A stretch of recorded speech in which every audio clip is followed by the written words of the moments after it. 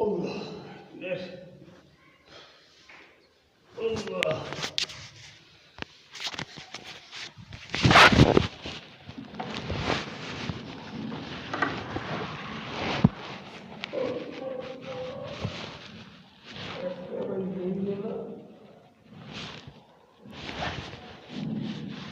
السلام عليكم ورحمة الله. إن الحمد لله نحمده ونستعينه ونستغفره ونؤمن به ونتوكل عليه ونعوذ بالله من شرور أنفسنا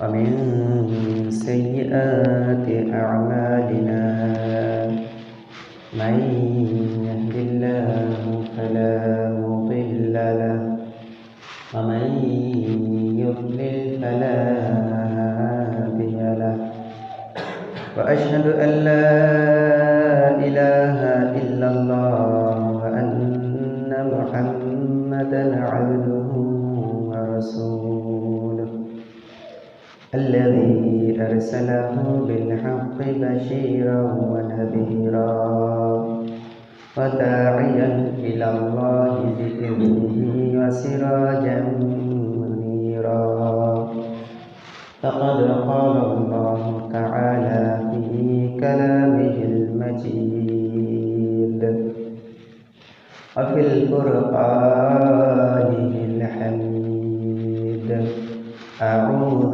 بالله من الشيطان الرجيم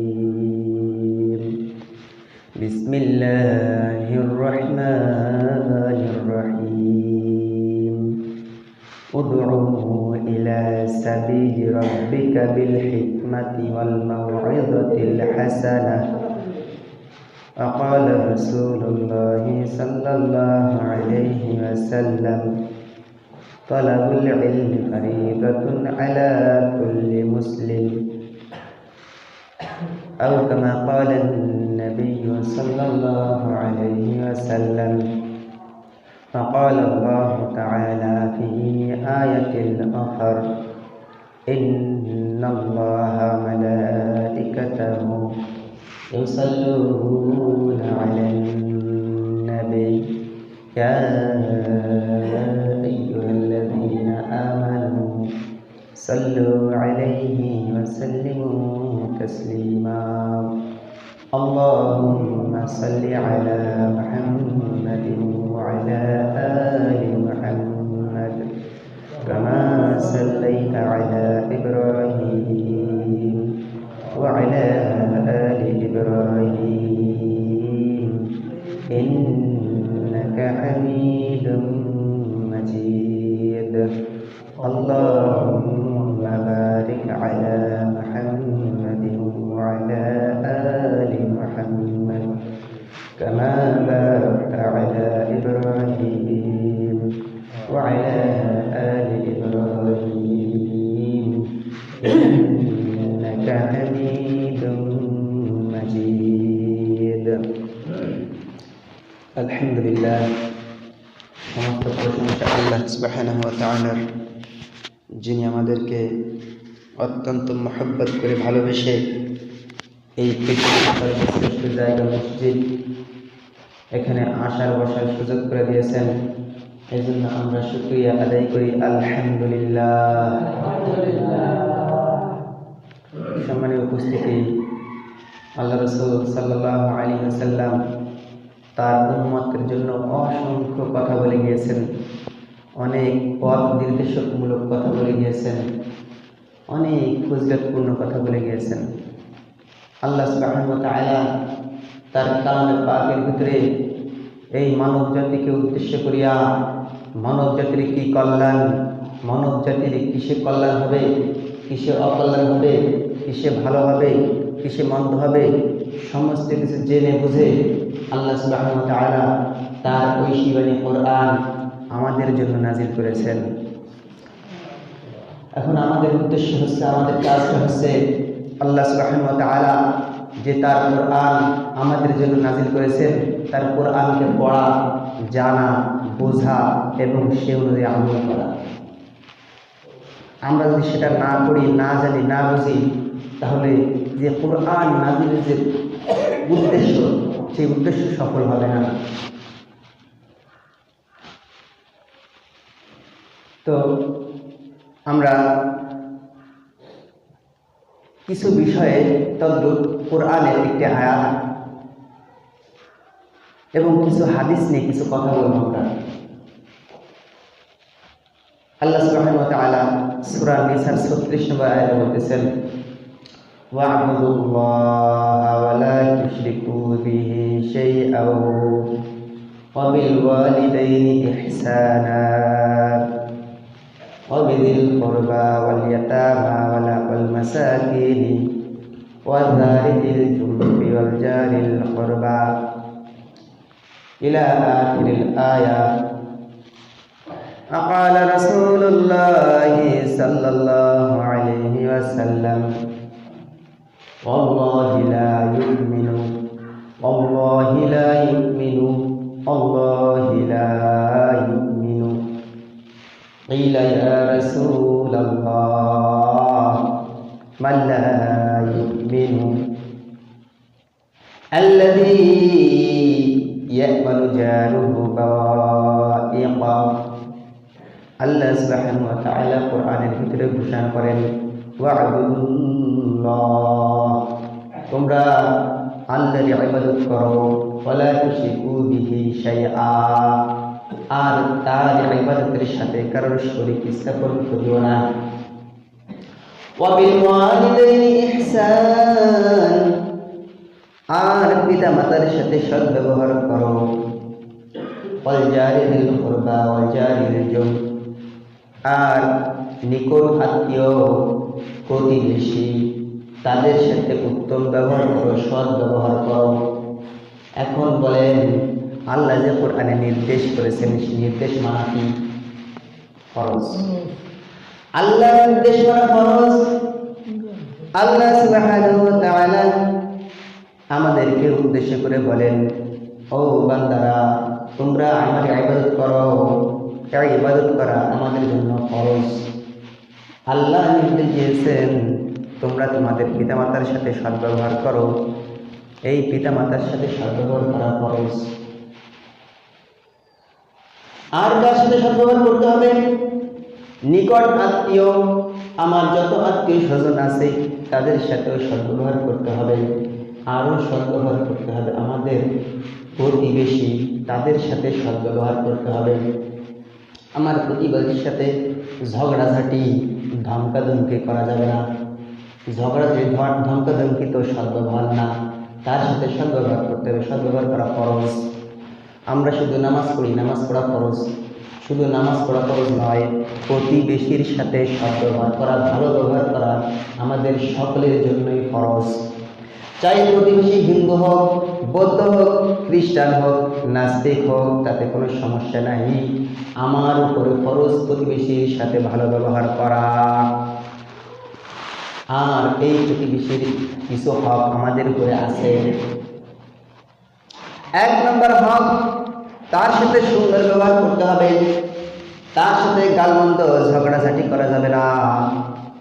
তার সাথে সদ্ব্যবহার করতে হবে সর্বসময়। 2 নম্বর, তার কোনো ক্ষতি করা যাবে না।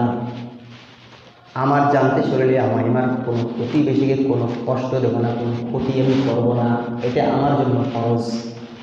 যদি আমার জীবদ্দশায় আমি কোনো প্রতিবেশীকে কষ্ট দেই, এই যে আমি প্রতিবেশীকে কষ্ট দিব, এই বিষয়ে আল্লাহ রাসূল সাল্লাল্লাহু আলাইহি ওয়াসাল্লাম ভয়ঙ্কর কথা বলেছেন। এমন কথা বলেছেন, আল্লাহু লা ইউমিনু, আল্লাহু লা ইউমিনু, আল্লাহু লা ইউমিন। আল্লাহ রাসূল কি কোনো সময় মিথ্যা কথা বলছেন? না। কোনোদিনও বলছেন? না। মিথ্যা কথা তো বলেন নাই, বরঞ্চ তিনি শপথ করে বলতেছেন, আল্লাহ, আমি আমার আল্লাহর নামে কসম করে বলতেছি, লা ইউমিনু, সেই ব্যক্তি মুমিন নয়। 3 বার বললেন কথাটা, আল্লাহু লা ইউমিনু, আল্লাহু লা ইউমিনু, আল্লাহু লা ইউমিনু। ওই ব্যক্তি মুসলমান নয়, ওই ব্যক্তি মুমিন নয়, ওই ব্যক্তি মুমিন নয়। পরপর 3 বার বললেন। এরপরে সাহাবায়ে কেরাম আল্লাহ রাসূলকে জিজ্ঞেস করেন, ইয়া রাসূলুল্লাহ, তার বিষয়ে আপনি শপথ করলেন, আল্লাহর নামে কসম করলেন মুমিন নয়, কে সেই হতভাগা ব্যক্তি আমাদেরকে আপনি জানাইয়া দেন।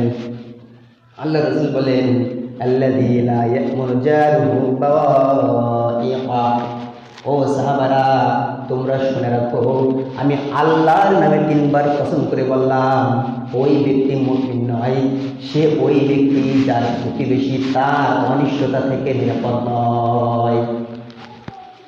আমার পাশে একজন প্রতিবেশী, তাকে আমি নানাবিধ কষ্ট দিতে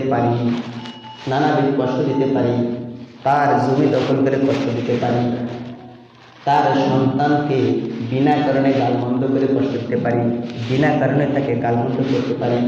আমার প্রতিবেশী অসুস্থ, সে একটু সুন্দরভাবে ঘুমাবে, আমি যে চিল্লা পাল্লা করলাম, এই যে তাকে আমি কষ্ট দিলাম, কষ্ট দিয়ে না। আমি অসুস্থ, আমার সারাদিন পরিশ্রম করি, আমরা সবাই খেটে খাওয়া মানুষ, আমরা সারাদিন মাঠে ঘাটে কাজ করি। শুধু আমি নয়, সবাই মাঠে ঘাটে কাজ করি। রাত্রের বেলা একটু সুন্দরভাবে ঘুমাবো, আরামের সাথে ঘুমাবো, তাড়াতাড়ি ঘুমাবো, যেন ফজর নামাজ আমি জামাতের সাথে পড়তে পারি। এখন আমি ঘুমাতে গেলাম, আপনি বড় মাইক আনিয়া আমার কানের উপরে লাগাই দিলেন, আপনি বিশাল বড় বক্স আনিয়া আনন্দ করলেন, ফুর্তি করলেন, আপনার প্রতিবেশীকে একটু খোঁজ খবর করলেন না, আমার প্রতিবেশী ঘুমাইতে পারতেছে কিনা, আপনি একটু যাচাই বাছাই করলেন না। ও ভাই, আপনার মনে করছে গান শোনার জন্য, আপনি গান শোনেন, কিন্তু আমাকে কেন কষ্ট দিবেন? আমি কি আপনার প্রতিবেশী না? আমি কি প্রতিবেশী হিসেবে আপনি যোগ্য আমাকে মনে করেন না? আমি যে একজন আপনার প্রতিবেশী, এটা কি আপনার মনে হয় না? আমি যে একজন মুসলমান মানুষ, এটা কি আপনার মনে হয় না? আমার তো অত্যন্ত কষ্ট হয়, আমি তো ঘুমাইতে পারি না। এরকম হাজারো মানুষ প্রতিবেশী আমার আছে, যারা এই আওয়াজে ঘুম পর্যন্ত পারতে পারে না। কোন বিবেক নিয়ে আমরা মানুষকে কষ্ট দেই? অথচ আল্লাহ রাসূল সাল্লাল্লাহু আলাইহি ওয়াসাল্লাম আল্লাহর নামের কসম 3 বার কাটা করে বলছেন, ওই ব্যক্তি কোনোদিনও মুমিন হইতে পারে না যার অনিষ্টতা থেকে তার প্রতিবেশী নিরাপদ না থাকে। এবার বলেন, কিভাবে আপনি আমাকে নিরাপত্তা দিলেন? আপনি কেমন কষ্ট দিলেন? কষ্ট দেওয়া হলো? আমার এখনো মাথা ব্যথা করতেছে, সারা কথা ঘুমাইতে পারিনি।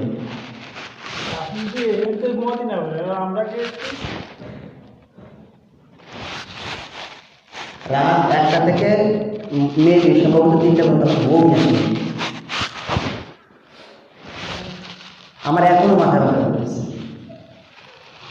এটা যদি হয় আমার অবস্থা, আমি একজন সুস্থ সবল মানুষ, এটা যদি হয় আমার অবস্থা, যে ব্যক্তি মুরব্বী, দম দম আওয়াজে তার হার্টবিট কম্পন শুরু হয়ে যায়, এরকম দুর্বল মানুষ আমাদের সমাজে আছে। কেমন না? কাকা ভালো লাগে কাকা? এই যে আওয়াজ আপনার কানে গেছে, ব্যান্ডর ব্যান্ডর ব্যান্ডর ব্যান্ডর, গটর গটর গটর গটর, ধার ঝিল ঝিল ঝিল ঝিল ঝিল করবে, কাঁপতিছে ঝন্নাত ঝন্নাত করে। এই জিনিসটা ভালো লাগে আপনার? কার কার ভালো লাগে?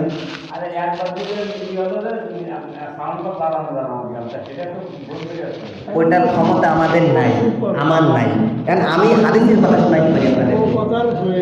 আমি বলতে পারি হাদিসের কথা, আল্লাহ রাসূল এই কথা বলেছেন, স্পষ্ট ঘোষণা দিয়েছেন, আল্লাহু লা ইউমিনু আল্লাহু লা ইউমিনু আল্লাহু লা ইউমিনু।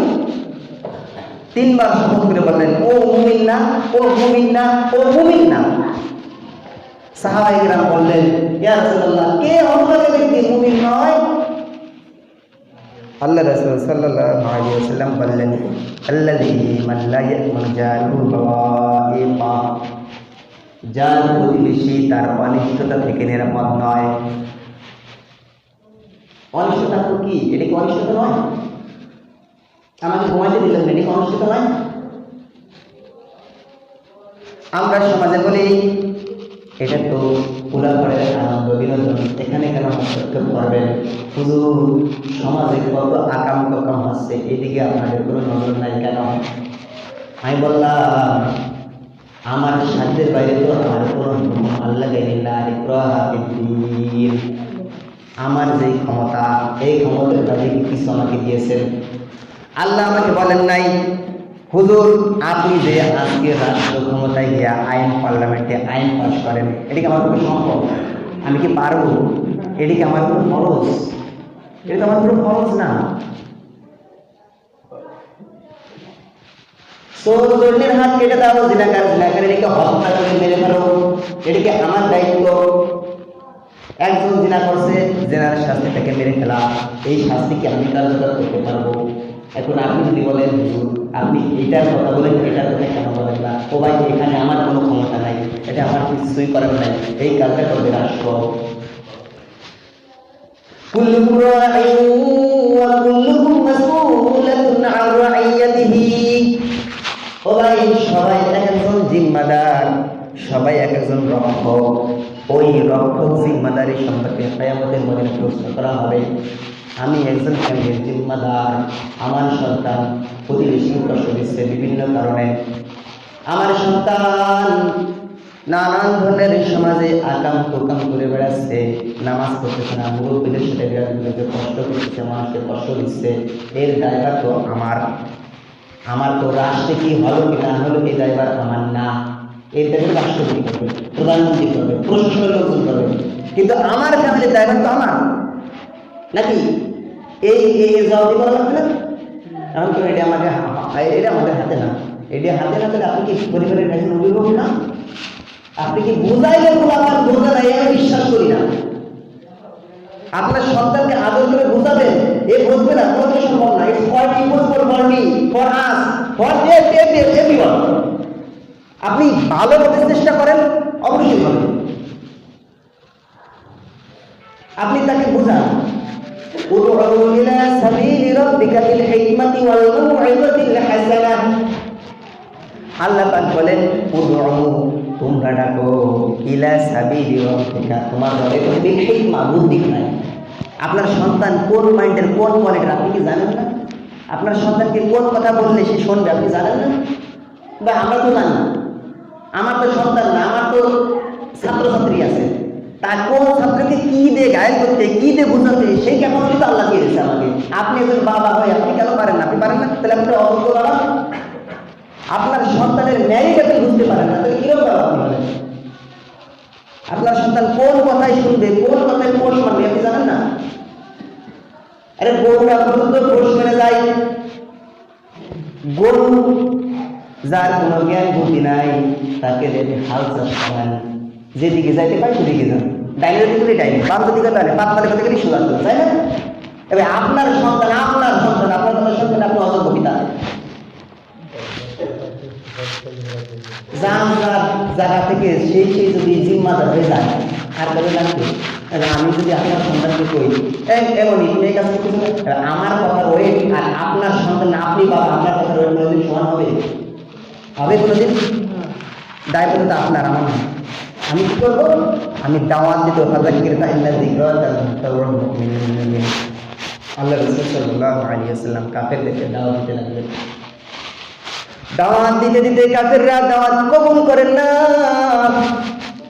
এই যে দাওয়াত কবুল করেন না, এই দুঃখে আল্লাহ রাসূল অনেক দুঃখিত, অনেক ব্যথিত। আল্লাহ সুবহানাহু ওয়া তাআলা বলেন, ও নবী আপনাকে আপনার অত ঠেকা নাই, দায়িত্ব নাই, কে আপনার দাওয়াত কবুল করাইতেই হবে। ফাযাক্কির, তুমি উপদেশ দিতে থাকো, উপদেশ দিতে থাকো। ফাইন্নাল যিকরা তানফাউল মুমিনিন, উপদেশ দিতে থাকো, কোরআন দিয়ে হাদিস উপদেশ দিতে থাকো। এই উপদেশ মুমিনদের জন্য কল্যাণকর হবে। আমার কাজ, আমাদের কাজ উপদেশ দেওয়া, ভালো কথা বলা, কোরআনের কথা বলা, যে ভাই কোরআনে এই আছে, হাদিসে এই আছে, আল্লাহ এই বলতেছেন, এই ভালো কাজ আমি দাওয়াত দিব। হ্যাঁ, আমি আমার সাধ্যমতো অন্যায়ের কাছে প্রতিহত করব। মান রাআ মিনকুম ফালিগাইয়িরহু বিয়াদিহি ফাইন লাম ইয়াস্তাতি' ফাবিলিসানিহি ফাইন লাম ইয়াস্তাতি' বিকলবিহি ওয়া যালিকা আদআফুল ঈমান। আমি একটা অন্যায় দেখছি, আমার ক্ষমতা যদি থাকে হাত দ্বারা প্রতিহত করব, আমার ক্ষমতা নাই, আমি মুখ দিয়ে বলবো, তাও ক্ষমতা নাই, মনে মনে সেটাকে ঘৃণা করব। আর ঘৃণা কি? মনে মনে প্ল্যান করতে হবে যে এই অন্যায়টা হচ্ছে, এটি কীভাবে উৎখাত করা যায়। এই যে প্ল্যানটা যদি আমার মাথার মধ্যে না থাকে আমারই মানবে, প্ল্যানটা যদি আমি না করি মনে মনে যে কিভাবে এই যে অন্যায়, এই অন্যায় থেকে কিভাবে তাকে উদ্ধার করা যায়, এই প্ল্যানটা যদি আমার মাথায় না থাকে, আর কোন স্তর আছে? স্তর আপনি বাধা দেবেন, ক্ষমতা আছে বাধা, ক্ষমতা নাই মুখ দিয়ে বলেন, তাও ক্ষমতা নাই, প্ল্যান করেন কিভাবে করা যায়, কারে যে করা যায়, কারে করে কাজ হবে, সেই প্ল্যানটা আপনি করেন, আপনি তাও না করেন, বুঝছেন? আপনি সাধু বাবা, ওই সাধু বড় সন্ন্যাসী ইসলামের কোন স্থান? সাধু সন্ন্যাসীর স্থান ইসলামে নাই। ইসলামী ধর্ম ইসলামটা পূর্ণাঙ্গ জীবন বিধান, এটা হিন্দু ধর্ম না যে এক অংশ আছে এক অংশ নাই। ইসলামের যত বিধি সব কিছু ইসলামে আছে, আপনি যাই করবেন কি করবেন প্রত্যেকটা বিধান ইসলামে আছে। কোন কাজে আটকে গেছে সব কাজের সমাধান ইসলামে আছে। এটা মানব কোনো ধর্ম না যে নাই এটা নাই ওটা নাই ওটা নাই, না, ইসলাম একদম পূর্ণাঙ্গ জীবন বিধান, এখানে সব কিছুর সমাধান আছে। মানবের যত সমস্যা সব সমস্যার সমাধান আছে। বলতেছিলাম প্রতিবেশীর ভাব নিয়ে, তাহলে প্রতিবেশীকে কোনোভাবে কষ্ট দেওয়া যাবে না, এমনকি ঝোল দিয়ে কষ্ট দিয়ে যাবে না। আমি সুন্দর খাবার পাকাচ্ছি, ঝোল পাকাচ্ছি, এই গোস্তের ঘেরান দিয়ে প্রতিবেশীকে কষ্ট দেওয়া যাবে না। আল্লাহ রাসূল সাল্লাল্লাহু আলাইহি ওয়াসাল্লাম আবু যার গিফারী রাদিয়াল্লাহু তাআলা আনহুকে নির্দেশ করেন, ইয়া আবু যার, এই আবু যার, তুমি যখন গোস্ত রান্না একটু তাতে পানি বেশি দিয়ে রান্না, ওই গোস্তের ঘেরান দিয়ে প্রতিবেশীকে কষ্ট দিয়ে না, তাকে একটু ঝোল হলেও দিও। গোস্তের ঘেরান দিয়ে কষ্ট দিতে নিষেধ করতেছে, আর আপনি ঝোল বাজাচ্ছেন, চিন্তা করতে পারেন? মানে গোস্তের ঘিরান যে একটু কষ্ট পাবে, এটাও কষ্ট দিতে নিষেধ করেন। ক্ষমতা এই যে গোস্তের ঘিরান, এটা কষ্ট দিয়ে না, তাকে একটু ঝোল বেশি দিয়ে, তাকে একটু ঝোল দিলেও পাঠায় দাও যাতে সে কষ্ট না পায়। আমি ঝোল বাজাতে দিচ্ছি, তাহলে কি আর অলোক কোনো কিছু অলোক ঝোল দিতে হবে তাকে। আর মহিলাকে দুঃস্বভাব, একটা কুস্বভাব আছে দেশে, বই একটু বড়ি দিলাম দিছি, একটা বস্তুতে একটা আলু দিয়ে দিলাম জোর করে, এটা তাই আদেশে শেখাচ্ছেন যাই কি দিয়েছি এই মাসি দিয়ে মাসি দেয়, এরকম হয় না? আল্লাহ রাসূল স্পষ্ট বলেছেন, না ক্ষমতা এরকম কাজ করা হবে না। স্পষ্ট ঘোষণা দিয়ে বলছেন, ইয়া মারআত, এ নারী সমাজ, তোমরা এই ধরনের টিটকারি কটাক্ষ করবে না। যদি তোমাকে একটা বকরির ফুল দেয় তারপরও সেটা নিয়ে শুকরিয়া আদায় করবা, টিটকারি করবা না, উপহাস করবা না। ও ভাই, প্রতিবেশী আমার ঘরে আসছে, প্রতিবেশী আমার আসে না, মানুষ প্রতিবেশী পাশে ঘরে আসে না। আল্লাহ রাসূল বলেন, মান আগলাকা বাবাহু মাখাফাতান মিন আহলিহি ওয়া মালিহি, ওই ব্যক্তি ফাওয়ালাইসা বিল মুমিন, ওই ব্যক্তি মুমিন নয়, কে মুমিন নয়। আমার ঘরে প্রতিবেশী আসছে, সাথে সাথে আমি দরজা বন্ধ করে দিয়েছি, কেন? ও গরিব মানুষ, ও আইসে আমার ঘরে কিছু চাইতে পারে, বলতে পারবো ভাই আমার এই জিনিসটা একটু দিবেন, এই জিনিসটা একটু দিবেন, বলতে পারে না? মানে গরিব মানুষ বড় লোকের ঘরে পাশে গেল, যা করে চাইতে পারে, দাদা আমার ওই চালটা একটু কাম দিছে, দেখে কাম দেনা হয় না, এরকম কাম দিতে একটু দাও। যদি চাই ওই চাওয়ার ভয়তে দরজা বন্ধ দিচ্ছে, এই যে চাবে আমার ঘরে চাপই পারে, এই ভয়তে দরজা বন্ধ দিচ্ছে। আমি মুসলমান না, কিরা করছে আল্লাহ রাসূল, কিরা দিছে আল্লাহ রাসূল সাল্লাল্লাহু আলাইহি ওয়াসাল্লাম। প্রতিবেশীর সাথে সৎ ব্যবহার করতে হবে, প্রতিবেশীর সাথে ভালো ব্যবহার করতে হবে। আল্লাহ রাসূল এই কথা বলতে বলেছে যে তুমি একটা ঘর বানাবা, ঘর তোমার জায়গায় তুমি ঘর বানাবা, প্রতিবেশীর সাথে একটু অনুমতি নাও। কেন? এই যে তুমি ঘর দিবা, ওই ঘর দেওয়ার কারণে প্রাকৃতিক বাতাস আড়াল হয়ে যাবে, এটাও তুমি অনুমতি নাও। ভাই আমি একটু ঘর দিব, তুমি একটু অনুমতি দিবা কিনা? আর সে অবশ্যই প্রশ্ন হলে আপনাকে অনুমতি দিবে, অনুমতি দেওয়া তার জন্য কর্তব্য, কিন্তু আমার তার সাথে সহানুভূতি দেখাইতে হবে। ভাই আমার জায়গায় আমি ঘরটা দিচ্ছি, উত্তর কোথায় ঘরটা দেবো, ঘরটা দিলে ভাই তোমার বাতাসটা একটু বুঝে না, মানে কি অনুমতি দিবা? অনুমতি রাখতে নিতে হবে, এটি ইসলামের শিক্ষা। আমরা অনেক সময় বাজার থেকে ফল কিনে নিয়ে আসি, ফল আনার পরে আমি তো টাকা আছে, বড় বড় টাকা আছে, বেতন পাইছি, বাজারেতে ফল কিনে নিয়ে আসছি, পুলামের হাতে ফল দিয়ে দিলাম, ওই ফল দেখলো আর আপনারা বিশেষ চাকরি বলতো, এটা করা যায়। যদি আপনি দিতে পারেন সবাই দিয়ে খান, আর না হলে লুকাই লুকাই খান, কিন্তু এই যে আরেকজনের প্রতিবেশী সন্তানকে দেখায় কষ্ট দেবেন, এটাও আপনি করতে পারবেন না। আপনি গোস্ত রাখবেন, ঝোল রাখবেন, যদি আপনি দিতে পারেন তাহলে আপনি গ্রাম পারো সমস্যা নেই, কিন্তু গ্রাম বের করে দেবেন। আর যদি দিদি না পারেন এমন জায়গায় রাখবেন যাতে গ্রামটা কোনো না হয়। প্রতিবেশীর সাথে ভালো ব্যবহার করবো তো ইনশাআল্লাহ, করা যাবে ইনশাআল্লাহ। এবার প্রতিবেশীর সাথে ভালো ব্যবহার করতে ফরজ, ফরজ ফরজে নামাজ পড়তে আসছেন কি ফরজ, আর প্রতিবেশীর সাথে ভালো ব্যবহার করা, উত্তম ব্যবহার করা, এটাও ফরজ। এখন আমার প্রতিবেশী আমার কথা শুনে না, আমাকে কেয়ার করে না, আমি কষ্টে বাঁচি না, তার বাচ্চাকে আমি কি করবো? একটা কথা আছে না এরকম, তাহলে আমার সে ঠিক আছে, হাদিস মানতেছে, ওই সাপের মতো হয়ে গেল যে হুজুর আমি বলি দিয়েছি, তাহলে কি করবো? সাপ কামড়া, এই গল্প শুনছেন না?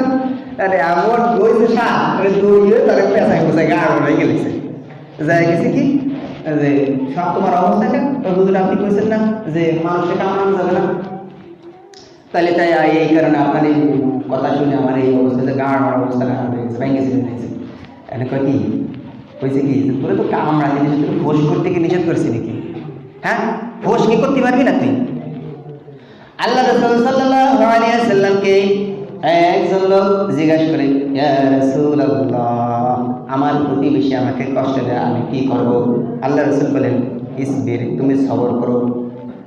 আবার বলেন, ইয়া রাসূলুল্লাহ, আমি কি করব? আল্লাহ রাসূল তিনবার বললেন, চারবার, চতুর্থবার তিনবার বলছেন সবর করো, সবর করো, সবর করো। যদি সবর করা, ধৈর্য ধারণ করা কষ্ট হয় না, ওর সাথে মারামারি করার দরকার নেই, ঝগড়া করার দরকার নেই। তুমি কি করো? তোমার ঘরের মালামাল রাস্তায় ফেলাই, তোমার ঘরের মালামাল রাস্তায় ফেলাই না, আর রাস্তায় ফেলাই দিচ্ছে, ফেলাই দেখে লোকজন আইছে, কি হয়েছে ভাই, তুমি তোমার ঘরের মালামাল রাস্তায় ফেলাই দিছো কাজ? কয় আমার প্রতিবেশীর নির্যাতনের কারণে, কষ্টের কারণে আমি আর পারতেছি না, এই জন্য আমার ঘরের মালামাল ফেলাই। এনে প্রতিবেশী যায় আর কয়, যে ব্যক্তি তোমার কষ্ট দেয় তার প্রতি আল্লাহ লানত, যে যায় তার এই বন্ধ করে, তার প্রতি আল্লাহ লানত, তার প্রতি আল্লাহ লানত, তার প্রতি আল্লাহ। এই যে কথা শুনতে শোনার পরে ও আইসে প্রতিবেশীর কইছে কি, ভাই আমি আর জীবনে কোনোদিন আপনার কষ্ট দেবো না, আপনার জীবনে কোনোদিন কষ্ট দেবো না। আল্লাহ রাসূলকে বলছে, তার সাথে মারামারি করে দেয় বলি নাই, মারামারি কিন্তু করতে বলি নাই, ঝগড়া ঝাঁটিও করতে বলি নাই, কোন ভয় শিখাইতেছে তুমি এই কাজটা করো, ওই করলে অটোমেটিক মানুষের চাপের কারণে সে ভালো হয়ে যাবে। আপনার মারামারি, ঝগড়া ফাসাদ এগুলো করার কোনোই প্রয়োজন নেই। ঝগড়া করা যাবে প্রতিবেশীর সাথে। আব্দুল্লাহ ইবনে ওমর রাদিয়াল্লাহু তাআলা আনহু তার বাড়িতে একটা ছাগল জবাই করেছেন, বাড়িতে আসছেন, বাড়িতে আসার পরে পরিবারের লোকদেরকে জিজ্ঞাসা করে, আমাদের বাড়ির পাশে একজন প্রতিবেশী আছে, তাকে কি ছাগলের গোশত বা ঝোল দিয়েছো কিনা? পরিবারের লোকজন বলে, ও তো ইহুদি, তাকে কেন দিব? এ তো ইহুদি। আব্দুল্লাহ ইবনে ওমর রাদিয়াল্লাহু তাআলা আনহু বলেন, আমি রাসূলুল্লাহ সাল্লাল্লাহু আলাইহি ওয়াসাল্লামকে বলতে শুনেছি, মা যারা জিবরাইল আমাকে এত এত বেশি প্রতিবেশীর হক সম্পর্কে তাকিদ দিচ্ছেন, আয়ানপুর আমি মনে হচ্ছে ধারণা হচ্ছে সেই ওয়ার্ডিং করি, তাকে আমাকে উপর দিকে করাই দেবেন। আল্লাহ রাসূল বলতেন আমাদের এত বেশি জিবরাইল প্রতিবেশীর হক, প্রতিবেশীর অধিকার সম্পর্কে এত কথা বলেন। আমার মনে হয় যে আমরা মারা গেলে সন্তানের উত্তরাধিকারী সন্তানরা পায় না, আমার মনে হয় এই প্রতিবেশী, আমার প্রতিবেশী সেও আমার সন্তানের অংশীদার হয়ে যাবে, এরকম আমার কাছে মনে হয়। এইরকম মনে হয়, এইরকম গুরুত্ব কেন? তুমি ইহুদি হতে থাকে, তাকে ঝোল পাঠাই দাও, করতে দাও, তাকে নিয়ে বস্তু দিয়েছে। প্রতিবেশী কি ইহুদি, ইহুদি হওয়ার পরেও তাকে প্রতিবেশীর সম্মান ইজ্জত করছে। আমাদের কি করতে হবে না? প্রতিবেশীর ইজ্জত করতে হবে না? প্রতিবেশীর অনেক অধিকার আছে, অনেক অধিকার আছে, অনেক বেশি লম্বা হয়ে যাবে। আমাদের মূল কথা হচ্ছে আমরা কোনো সময় প্রতিবেশীকে কোনো কষ্ট দিব না। ভাই প্রতিবেশীর সৎ ব্যবহার করা কিন্তু খরচ, সৎ ব্যবহার করা খরচ, সে যদি কষ্ট দেয় ধৈর্য ধারণ করা খরচ। আপনার উত্তরণের জন্য বিভিন্ন কৌশল আপনি অবলম্বন করতে তার সাথে ঝগড়া মারামারি করতে পারবেন না। বুঝতে কথা বলেন? আমরা তো আল্লাহ আমাদের এই কথাগুলো মানার এবং আমল করার তৌফিক দেন।